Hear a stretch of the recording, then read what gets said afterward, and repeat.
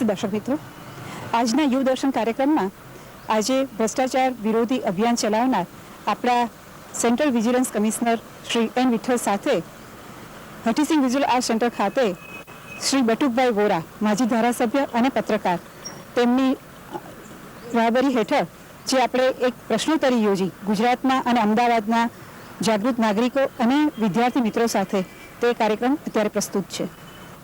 આ વાર્તાલાપ કોઈ અદાલત નથી, ઈ સેન્સમાં અમે આ શો કરતા નથી, પરંતુ આ એક વાર્તાલાપ છે। કેટલાક સવાલો લોકોના મનમાં ઊભા થાય છે જ્યારે ભ્રષ્ટાચાર જેવી ભયાનક સમસ્યાની સામે આજે લડવાની એક જબરજસ્ત પહેલ કરી છે વિઠ્ઠલ સાહેબે આખા દેશની અંદર। તે વખતે આ ભ્રષ્ટાચારને કઈ રીતે ડામવો, એમાં પ્રજા કઈ રીતે સહકાર આપી શકે, એ સવાલોના જવાબ પ્રાપ્ત કરવા અને દોરવણી લેવા માટે આજે આપણે આ પ્રશ્નોત્તરી રાખેલી છે। સૌથી પહેલાં વિઠ્ઠલ સાહેબ, આપને હું એવું પૂછવા માગું છું કે આપ તો ઘણા વર્ષો સુધી ભારત સરકારમાં ખૂબ ઊંચા અધિકારી તરીકે કામ કર્યું છે, ગુજરાતમાં પણ ઘણા વર્ષો આપે કામ કર્યું છે। આપ ગુજરાતના નથી છતાં ગુજરાતી પણ બોલી શકો છો, અને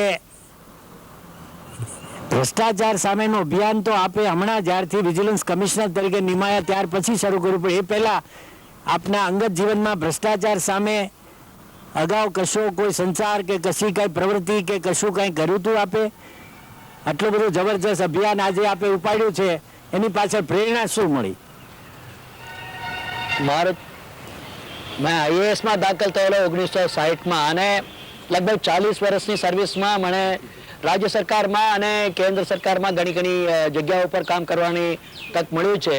જ્યાં ગયો છું ત્યાં મારું કામ મને જે પ્રમાણે લાગે એ પ્રમાણે ઠીક રીતે કરવા કોશિશ કરું છું। અને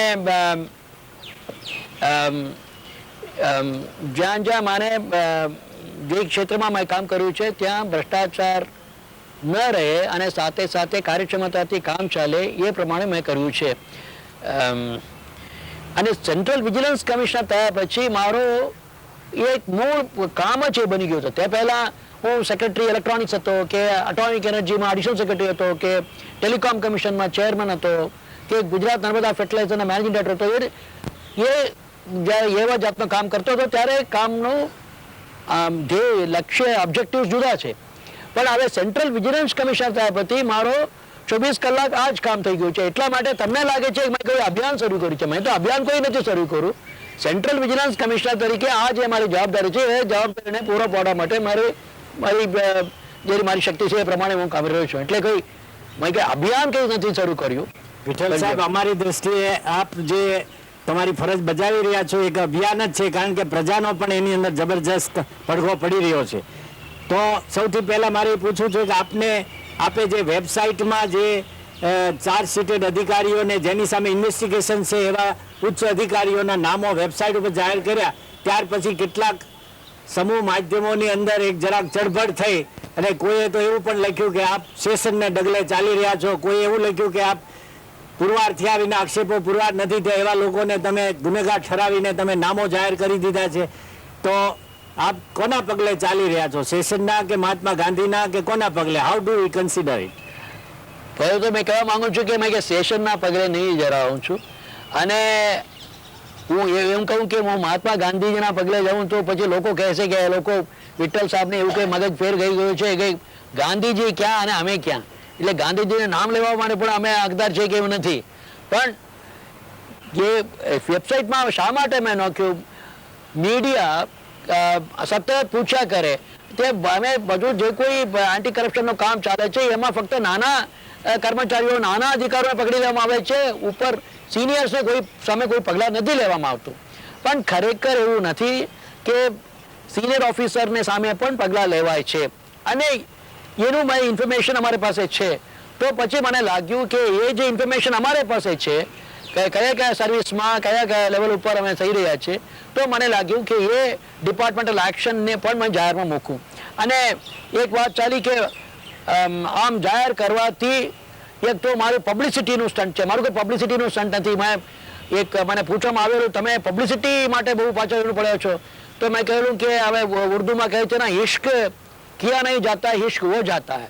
इस तरह मैं पब्लिसिटी करने ही जा रहा हूँ, पब्लिसिटी हो जाता है। क्यों कि મારું જે કોઈ કામ છે એ પબ્લિક સાથેનું કામ છે। કોઈ પણ ગવર્મેન્ટ ડિપાર્ટમેન્ટનું કોઈ પણ કામ હોય તો એ ગવર્મેન્ટ પબ્લિકનું હોય, અને હું પારદર્શિકતામાં માનું છું। એટલે પારદર્શિકતા સામે પબ્લિકનું કામ થતું હોય તો મીડિયા એમાં રસ લે છે, અને મીડિયા એને લોકો સુધી પહોંચાડે છે, એટલે પબ્લિસિટી બની જાય છે। એટલે એનો અર્થ એ નથી હું પબ્લિસિટી માટે કોઈ કરી રહ્યો છું। પણ મેં કહ્યું કે એ લોકો પૂછતા હતા મને કે તમે સિનિયર સામે શું ફેલાવો છો, એટલે મેં વેબસાઇટમાં મૂક્યો। પછી લોકો કહે છે કે વેબસાઇટમાં કેમ નહીં ગયા? સાધારણ રીતે લોકો સરકાર શું કહે કે પ્રેસ નોટ આપે, પણ मैं છેલ્લા 10 વર્ષથી ઇન્ફોર્મેશન ટેકનોલોજી સાથે સંકળાયેલો છું, એટલે મને સતત આ જે વેબસાઇટમાં નામ મૂકતા પહેલા તમારે કહેવું પડે કે હું જ્યારે 98 સપ્ટેમ્બરમાં સીવીસી બન્યો, લગભગ માર્ચ એપ્રિલ 99 માંથી એક વેબસાઇટ મેં શરૂ કર્યો। એ વેબસાઇટની અંદર સીવીસીના બધા હુકમો, દાખલા તરીકે બેંકો માટે એક વિજિલન્સ ચેપ્ટર અમે લાવ્યા, પબ્લિક સેક્ટર માટે એક વિજિલન્સ ચેપ્ટર આપ્યા। લગભગ 38 જેટલા હુકમો અમે કર્યા છે, જે તંત્રમાં લાંચ રિશ્વતખોરીને ભ્રષ્ટાચારને ઓછો કરવા માટે શું કરવું જોઈએ એ હુકમો કર્યા છે। એ બધા હુકમો વેબસાઇટમાં છે। હવે ડિસેમ્બરમાં છેલ્લે અઠવાડિયે અમે આ જે નામો પણ મૂક્યા, એનાથી બહુ એવો એક સારો પગડો પડ્યો છે। અને લોકો પહેલા પૂછવામાં આવે છે કે આ લોકોને તો નવાઈ લાગ્યું કે પહેલી વાર આવી રાતની માહિતી કે કયા ઉચ્ચ અધિકારી સામે પગલાં લઈ રહ્યા છે એ લોકોને મનમાં આવી ગયું, એટલે લોકોએ આવકાર્યું છે।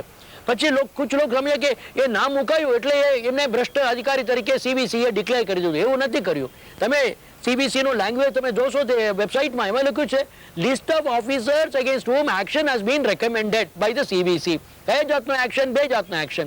એક તો પેલો કોર્ટમાં એન્ટી કરપ્શન એક્ટ, જ્યાં સિરિયસ કેસીસ હોય તો કોર્ટમાં મુકદ્દમા ચલાવવા માટેનો ડાયરેક્શન। બીજી ડિપાર્ટમેન્ટલ એક્શન, જ્યાં મેજર પેનલ્ટી એટલે ડિસમિસલ, રિમૂવલ, માઇનર પેનલ્ટી સેન્સર એવું કહેવાય। એટલે મેજર પેનલ્ટી જ્યાં અમે એનું ભલામણ કર્યું છે, મેજર પેનલ્ટી કે પેલા પ્રોસિક્યુશન એ લિસ્ટ મેં મોકલ્યું છે। હું માનું છું કે આ લોકો બધા ચાર્જ ઓફિસર છે। જેવી રીતે કોઈ મર્ડર કેસ ચાલતું હોય, ખૂનનો કેસ ચાલતું હોય કોર્ટમાં, લોકો જાણે છે એ અક્યુઝ છે, તોમતદાર છે કે આરોપી છે, પણ એનો અર્થ એ નથી કે એમને આરોપ એમને ગુનો કર્યો છે એમ કરીને કન્વિક્ટ નથી કર્યું, પણ કેસ ચાલી રહ્યો છે, લેકિન લોકો જાણે છે કે આની સામે પગલાં રહ્યું છે। એ જ રીતે ડિપાર્ટમેન્ટલ એક્શન જ્યારે ચાલતું હોય તો અમે કહીએ છીએ કે ચાર્જ ઓફિસર જેની સામે ગુનાનો ચાર્જ છે, એ ડિટેલ મેં જાહેરમાં મૂક્યું છે। એ એક નવાઈ લાગે છે। એટલે બે જાતની નવાઈ એમાંથી, એક તો ઇન્ફોર્મેશન ટેકનોલોજી વેબસાઇટને કરવાની, અને બીજી એ જાતના અત્યાર સુધી જે ગુપ્ત હતો એ હવે બહારમાં આવ્યું છે। અને હું માનું છું જ્યાં સુધી જેટલા અંશે પારદર્શિકતા વહીવટી તંત્રમાં વધે છે ત્યાં સુધી તેટલા અંશે અકાઉન્ટેબિલિટી, જવાબદારી વધશે। અકાઉન્ટેબિલિટી વધે તો પછી લોકોને કે બીજા એની સાથે જે તાલુક રાખતા હોય એ બધાને એમનો કરેક્ટ એસ્ટિમેટ કરવા માટે અને એક્શન લેવા માટે ચાન્સ પણ મળે। એને લીધે અમે પગલાં લીધી છે। આપણે જે વાત કરી વિઠ્ઠલ સાહેબ કે વેબસાઇટનો આપણે ઉપયોગ કર્યો ઇન્ફોર્મેશન ટેકનોલોજીનો, તો એ સંદર્ભમાં ગુજરાતમાં જે આપણે અમદાવાદ ખાતે નીલપામાં જે પબ્લિક વિજિલન્સ સેલ ચાલુ કર્યું છે, તો એને એ પબ્લિક વિજિલન્સ સેલ છે જેને રાજ્ય કે કેન્દ્રના વિજિલન્સ સેલનો ડાયરેક્ટ સપોર્ટ કે એનું સમર્થન નથી। તો તમને એવું લાગે છે કે આ જે વિજિલન્સ સેલ છે એ કોઈ આરોપી સામે કામ ચલાવી શકશે, અથવા તો આ વિજિલન્સ સેલની કામગીરી શું હોઈ શકે? આ વિજિલન્સ સેલની કામગીરી તો ઘણી હોઈ શકે। એક તો લોકો વચ્ચે એક સેન્સિટિવિટી વધારવાનો, ભ્રષ્ટાચાર ન થવું જોઈએ। હવે મેં એક જસ્ટિસ વેંકટાચલૈયાની જે નેતૃત્વ હેઠળ એક કમિટી બેઠી છે આખો કોન્સ્ટિટ્યુશનનું રિવ્યૂ કરવા માટે। એ કોન્સ્ટિટ્યુશન રિવ્યૂમાં મેં પણ એક સુઝાવ મૂકી છે કે મૂળભૂત અધિકાર, ફંડામેન્ટલ રાઇટ્સમાં ભારતીય દરેક નાગરિકની એક ફંડામેન્ટલ રાઇટ હોવી જોઈએ, જેથી કોઈ પણ પબ્લિક ઓફિસમાં, જાહેર કચેરી કે કોઈ જાહેર સંસ્થા કે જેવા બેંક હોય કે પબ્લિક એ જાય તો એમને રિશ્વત મુક્ત, લાંચ મુક્ત સર્વિસ મળવી જોઈએ। એક જાતનું મૂળભૂત અધિકાર મળવું જોઈએ। હવે એ જાતની વિચારને ફેલાવવા અને આ કમિટીની ઉપર એમને પણ લોકો વચ્ચે પણ આ જાતના વિચાર માટે આવકાર છે, એ જાતની માહિતી મળવાની એક તો એ કરી શકે। બીજો જેવી રીતે લંડન બેર્લિનના જે નોન ગવર્મેન્ટ ઓર્ગેનાઇઝેશન જે છે ટ્રાન્સપરન્સી ઇન્ટરનેશનલ જે દર વર્ષે લિસ્ટ બહાર પાડે છે કે જુદા જુદા દેશોમાં કરપ્શનની દૃષ્ટિએ કરપ્શન પરસેપ્શન ઇન્ડેક્સ, એ જ રીતે ગુજરાતની વાત કરીએ કે અમદાવાદની વાત કરીએ કે એની જેટલી સરકારી ઓફિસ છે એ ઓફિસોમાં કરપ્શન પરસેપ્શન ઇન્ડેક્સમાં સૌથી કરપ્ટ કોણ છે, સૌથી ભ્રષ્ટ કોણ છે, સૌથી ઓછા કોણ છે, એક લિસ્ટ તમે બહાર પડી. એનાથી શું થાય, જે લોકોને ભ્રષ્ટાચાર સામે લડવાનું હોય, જેવા અધિકારીઓ વિજિલન્સ કમિશનર હોય કે એન્ટી કરપ્શન બ્યુરો હોય કે પોતાનો જે અધિકારીઓ હોય, તો એમને પણ ક્યાં આગળ ધ્યાન કેન્દ્રિત કરવું જોઈએ એના માટે પણ લાભ મળે અને એક જાતની એક હેલ્ધી રેસ બનશે, જેથી હરેક ઓફિસ ભ્રષ્ટાચાર લિસ્ટમાંથી આપણો નંબર ઉપર ન હોવો જોઈએ, નીચે હોવો જોઈએ, એ માટેને થશે. એક તો સાયકોલોજીકલ. ત્રીજી એ જાણવા આવું છું કે મેં જ્યાં સુધી કેન્દ્ર સરકારના ઓફિસર લાગે વળે છે, મેં એક ઇન્સ્ટ્રક્શન કર્યું છે કે તમે હરેક ઓફિસમાં એક પાટિયા મૂકો કે ભ્રષ્ટાચાર લાંચ ન આપો. કોઈ લાંચ તમે માંગે તો ચીફ વિજિલન્સ ઓફિસર અપ્રોચ કરી શકો. એનીથી આગળ વધીને હું એ પણ હુકમ કરવા માંગુ છું મહિનાની અંદર કે સીબીઓ પાસે તમે જઈને, ચીફ વિજિલન્સ ઓફિસર પાસે જઈને કોઈ ભ્રષ્ટાધિકારી હોય એની સામે તમે ટ્રેપ પણ ગોઠવી શકો. ટ્રેપ એટલે જેવી રીતે ઉંદરને અમે પકડીએ છીએ એ રીતે આ કરપ્ટ અધિકારીઓને પકડી ટ્રેપ કરીને પછી એ કોર્ટમાં જવાની જરૂર નથી. એ બધા કાગળો એનો જે પુરાવો સાથે તમે ત્યાં એને ખાતાના વડાને કે ડિસિપ્લિન અથોરિટીને આપો, જેથી 2 મહિનાની અંદર ઇન્કવાયરી કરીને આવા જે ટ્રેપ અધિકારીઓને એમનો પુરવાર થઈ જાય તો એમને એની સામે કડક પગલાં જેવા કે એમને ડિસમિસલ કરવા એ જાતનું પગલાં લેવું જોઈએ. એમાં તમે આજે વિજિલન્સ પબ્લિક સેલ કામ કરી શકે. વિઠ્ઠલ સાહેબ, આમાં એમના સવાલમાં એક પ્રશ્ન એ ઉભો થાય છે કે ભારતમાં જે કેટલી યોજનાઓ ચાલે છે કરોડો રૂપિયાની, એમાં જ્યાં સુધી કોઈ યોજનાના અમલમાં પ્રજાની ભાગીદારી એક્ટિવ પાર્ટિસિપેશન ન હોય ત્યારે એ લગભગ યોજના અધિકારીઓની બ્યુરોક્રેટિક રીતે ચાલતી ઘણી વસ્તુ એમાં અમલ પણ ન થાય અને ઘણી જાતના એમાં દૂષણો પણ પેદા થાય છે. તો વિજિલન્સ સેલની આપે જાહેરાત કરી, બહુ જ ઉમદા પગલું છે. તો એ સેલને પ્રજાકીય બોડી તરીકે વિજિલન્સ કમિશનરના કાર્યવાહીમાં એક એનજીઓ તરીકે પણ જોડીને એમાં એવું ભવિષ્યમાં કઈ થઈ શકે? વિજિલન્સ જે એક્ટ આખો બિલ જે પાર્લામેન્ટ સમક્ષ પડ્યું છે એમાં આવી જોગવાઈ કરાવી શકાય અને એને માટે આ ભલામણ કરી શકો ખરા? જુઓ, જે તંત્ર છે ને, સરકારી એક તંત્ર હોય છે અને ગેર સરકારી તંત્ર એક અલગ હોય છે.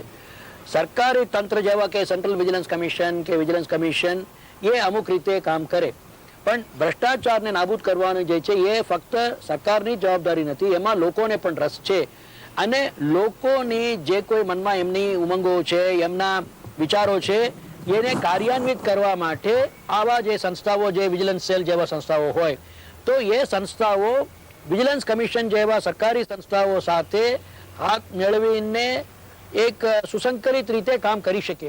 એનો અર્થ એ તમે કોઈ એવું માંગતા હોય તો તમારે સીવીસી પાસેથી કઈ તમને એક ઓથોરાઇઝ્ડ એક ઓથોરિટી છાપ જોઈએ, એ છાપ કોઈ આપવા માંગતો નથી. કારણ શું, તમારે કામમાંથી જ લોકોને સંતોષ થવી જોઈએ, જેથી એક ક્રેડિબિલિટી, વિશ્વસનીયતા વધશે કે વિજિલન્સ સેલમાં તમે જશો તો ભ્રષ્ટાચાર અધિકારીઓ સામે પગલાં લેવા માટે એક માર્ગ છે.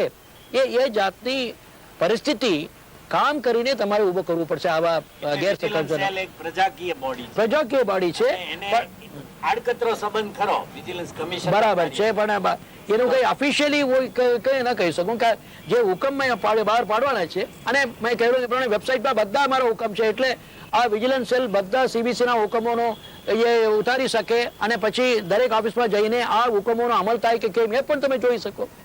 અને એમાં મારું નામ પલક જોશી. સર, ઇન્ટરનેટ ઉપરથી એક એવી માહિતી મળી છે કે ભ્રષ્ટાચાર વિરોધી એક અભિયાન આંતરરાષ્ટ્રીય સ્તરે નોર્વેની એક અર્ધ સરકારી સંસ્થા ચલાવે છે, જે 20 દેશોમાં પોતાનો કાર્યક્રમ ચલાવે છે, જેવા કે બાંગ્લાદેશ છે, શ્રીલંકા છે, પાકિસ્તાન છે વગેરે. તો આને લગતી 2 બાબતો છે. એક તો પ્રશ્ન એ કે આ સંસ્થા દરેક દેશોને ઇન્વિટેશન આપે છે કે પછી દરેક દેશ સ્વેચ્છાએ આ સંસ્થામાં જોડાય છે? જો દરેક દેશને આ સંસ્થા ઇન્વિટેશન આપતી હોય તો ભારતને આ ઇન્વિટેશન કેમ નથી મળ્યું? અને જો સ્વેચ્છાએ જોડાતા હોય તો ભારત આમાં કેમ નથી જોડાયું? એ વિશે આપ કંઈ કહી શકશો? ખરેખર આ નોર્વેની જે ઇનિશિયેટિવ થયું છે એને માટે મારી પાસે માહિતી નથી. મારી માહિતી એટલું જ છે કે લગભગ 96-97માં 34 34 OECD કન્ટ્રીઝ જે વિકસિત દેશો છે એ વિકસિત દેશો સાથે મળીને આ લોકોએ એન્ટી બ્રાઇબરી કન્વેન્શન જે કર્યું છે, ખાસ કરીને અમેરિકાની પ્રેરણાને લીધે આ એક 34 દેશોને વિકસિત દેશોને આવું કર્યું છે. હવે નોર્વેની જે વાત હું પણ તમે કહો છો, મેં પણ સાંભળ્યું છે કે એમાં મને ખબર વિગતો મને ખબર નથી કે એમાં આ લોકો આમ નિમંત્રણ આપે છે કે કોઈ સ્વૈચ્છિક રીતે, એનું મને માહિતી નથી. આના અનુસંધાનમાં કે જે એન્ટી બ્રાઇબરી કન્વેન્શન છે સાહેબ, એ કન્વેન્શનમાં ભારતની વેપારી સંસ્થાઓ, ફિક્કી, એસોચેમ, CII આવી બધી ઉદ્યોગપતિઓની જે સંસ્થાઓ છે એ લોકો સહી કરે એને માટે કોઈ આપે હિલચાલ કરી છે? બરાબર છે. જેવી રીતે દુનિયાના લેવલે આ જે 34 દેશોએ કર્યું છે ને કે એન્ટી બ્રાઇબરી કન્વેન્શન, એ જ પ્રમાણે જ્યાં સુધી રાષ્ટ્રને લાગે વળે છે, આપણે ભારતને લાગે વળે છે, આ 3 સંસ્થાઓ છે CII, ફિક્કી, એસોચેમ, એ 3ના વડાઓને મેં પત્ર લખ્યું છે લગભગ 6-7 મહિના પહેલા કે તમે 3 જણો મળીને કેમ સંસ્થાઓ એન્ટી બ્રાઇબરી કન્વેન્શન કેમ ન કરો, જેથી આ દેશની અંદર વ્યાપારી સંસ્થાઓ એના સંકળાયેલા વેપારીઓ ઉદ્યોગપતિઓથી લાંચ ન આપવામાં આવે કે, પણ એનો કોઈ જવાબ મને મળ્યો નથી. સર, હું ઉજાસ ચાવડા આપને એ પૂછવા માંગુ છું કે આપની કુલ મુદતમાંથી આપણી 1.5 વર્ષની તો આપણી જે મુદત છે એ આપણી આ કમિશનની જે ગાડી છે એને પાટા પર લાવવામાં ગયા. હવે બાકી રહેલી મુદતમાં શું ખરેખર તમે ભ્રષ્ટ અધિકારીઓને સજા અપાવી શકશો કે કેમ? આ જે 1.5 વર્ષની અંદર પણ હું કહું, નામ નહીં લઉં, એક બેંકના વડાને અમે એમનો એક્સટેન્શન માટે બંધ કરાવ્યા છે, એક મોટા જાહેર સંસ્થાના વડાને પણ એમને એક્સટેન્શન તો બંધ કરાવ્યું છે. એ ઉપરાંત કેટલાઓ પ્રોસિક્યુશન માટે અમે પરવાનગી આપી છે, એનું પ્રોસિક્યુશન પણ અમે કર્યું છે. એટલે એ તો કામ તો થઈ રહ્યું છે અને હું એ તો ચોક્કસ એક ફિગર નહીં આપી શકું કે આટલા લોકોને અમે આવું કરીશું, પણ જે તંત્ર જેમ સુધરતો જાય અને આજે ભ્રષ્ટ અધિકારીઓ સામે પગલાં લેવામાં કેમ અત્યાર સુધી સફળતા વધારે નથી મળી, 2 કારણ હતા. એક તો ગુપ્તતા અને એક શિથિલતા કે ડીલ. આ ગુપ્તતાને હવે અમે વેબસાઇટથી દૂર કરાવ્યું છે. ડીલને દૂર કરવા માટે દર મહિને આખો લિસ્ટમાં દરેક સેક્રેટરી કે ડિસિપ્લિનરી ઓથોરિટીને મોકલવાનો છું અને 6 મહિનાની એક અમારો ધ્યેય છે કે 6 મહિનાની અંદર ડિસિપ્લિનરી એક્શન પૂરી થવી જોઈએ. આજે તો વર્ષોથી ચાલે છે કેસીસ, તો 6 મહિનાની લિસ્ટમાં આવી જાય અને જ્યારે ટ્રેપની વાત મેં કરી, ટ્રેપમાં 2 મહિનામાં થઈ જાય તો આવતા તમે જોઈ શકો 2.5 વર્ષમાં કદાચ જે ભ્રષ્ટ કર્મચારીઓને સજા કરવાની જે ગતિ જે છે એ ગતિમાં હું ધારું છું થોડું તેજી આપશે. એમાં સવાલ એ છે વિઠ્ઠલ સાહેબ કે ભારતના નો નંબર 73મો ટ્રાન્સપેરન્સી ઇન્ટરનેશનલના ઇન્ડેક્સમાં આવે છે, વધુ ભ્રષ્ટાચારીઓ દેશો છે એની અંદર. તો આપનું જે લક્ષ્યાંક છે કે નહીં, લગભગ 40-30 સુધી તો લઈ આવવું. હવે 2.5 વર્ષના ગાળામાં અલબત્ત ઘણો ઉમદા લક્ષ્યાંક છે, પરંતુ એને નક્કર રીતે પ્રાપ્ત કરવા માટે ઝડપથી શું કરવું જોઈએ? માસે તુંગે કીધું છે કે banquet can be eaten only mouthful by mouthful. કોઈ જમવાનું હોય ને દરેકને એક જ આખો થાળીઓ તમે એક વખત નહીં જમી શકતા. એક પહેલા તમારે દાળ, પછી શાક, રોટલી એવું કહવું પડે. એ જ રીતે આ પ્રશ્ન બહુ જટિલ પ્રશ્ન છે. એટલે જેમ સ્ટેપ બાય સ્ટેપ અમે કરતા જઈએ તો એનાથી મને લાગે છે કે સફળતા મળશે. અત્યાર સુધી 1.5 વર્ષની અંદર અમુક મહિલા મેં લીધી છે અને જેમ એ કામની અંદર હું ઊંડો ઉતરું છું, મને નવો આઈડિયાઝ આવતા જાય અને એ પ્રમાણે હું દાખલા તરીકે આજે અમારી પાસે એક આ ભ્રષ્ટ અધિકારીઓ સામે એક એવા ભ્રષ્ટ અધિકારીઓને સેન્સિટિવ પોસ્ટમાં ન રાખવું જોઈએ. એવું કારણ શું કે ભ્રષ્ટ અધિકારીઓ સેન્સિટિવ પોસ્ટમાં આવી જાય તો વધારે પૈસા કરે. એટલે હવે વેબસાઇટમાં નામ મૂકવાથી હવે લોકો પણ સુધરી ગયા છે, તો પૂછશે કે એવા ભ્રષ્ટાધિકારીઓ જેનું નામ વરે આ લોકો ચાર્જ ઓફિસર છે, એમને કંઈ કન્ટેમ નથી થયા, છતાં પણ જેની સામે પગલાં ચાલતું હોય એવા અધિકારીઓને તમે સેન્સિટિવ પોસ્ટમાં નહીં મૂકો. એવું એનાથી ભ્રષ્ટાચારનો અંશમાં થોડું કંટ્રોલ આવશે. હવે ઉત્તર પ્રદેશમાં ત્યાંના IAS ઓફિસરોએ એક પહેલ કરી કે એમને એક સિક્રેટ બેલેટ જેવું હવે આપણી ચૂંટણી માટે બેલેટિંગ થાય છે એ પ્રમાણે આ લોકો બેલેટિંગ કરીને એમાં સૌથી ભ્રષ્ટ અધિકારીઓ કોણ. હવે ટીવીની વાત કરીએ તો જેવી રીતે મ્યુઝિકમાં વાત કરીએ તો આવું ટોપ 10 ઇન સી ચેનલ, કરપ્શન ચેનલમાં ટોપ 10 કોણ, એવી એમને કંઈ કર્યું. પણ એમાં પણ ઘણું